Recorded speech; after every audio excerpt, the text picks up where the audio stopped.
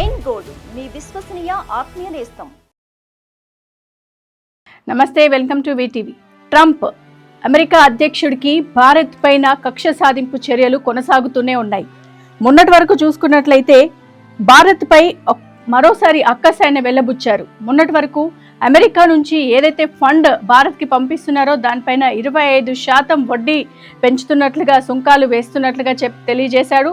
మరి మరలా అలాగే ఇప్పుడు కూడా దాన్ని ఇంకా కూడా పెంచే అవకాశం ఉంది. అది ఎలా అంటే, మనకు ఎక్కడి నుంచి అయితే చమురు వస్తుందో రష్యా నుంచి పెద్ద మొత్తంలో చమురు మన ఇండియాకి కొనుగోలు చేస్తుంటాము.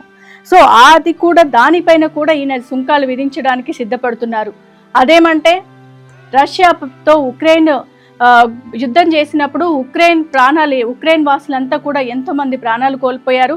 అందుకు భారత్ ఎలాంటి చర్యలు తీసుకోలేదు కాబట్టి భారత్ పైన నేను ఈ సుంకాలు వేయడం జరుగుతుందని చెప్తున్నారు. అంటే అసలు ట్రంప్ మైండ్ సెట్ ఎక్కడ పోతుంది, అంటే ఏం కక్ష సాధింపు చర్యలు చేస్తున్నారు అనేది అర్థం కావట్లేదు. మరి భారత్ ఉక్రెయిన్కి సపోర్ట్ చేయలేదని చెప్పి ఉక్రెయిన్ ప్రాణాలు కోల్పోయినంత మాత్రాన అంటే అది యుద్ధము భారత్ చేయమని అయితే ఏం చెప్పలేదు కదా. భారత్ యుద్ధం చేసి రష్యాకి ఉక్రెయిన్కి యుద్ధం చేసి పెట్టింది భారత్ అయితే కాదు కదా. మరి అలాంటి సమయంలో ట్రంప్ ఏం ఆలోచిస్తున్నారు? ఒక పిచ్చి తుగ్లక్ పాలన అయితే ట్రంప్లో కనిపిస్తుంది.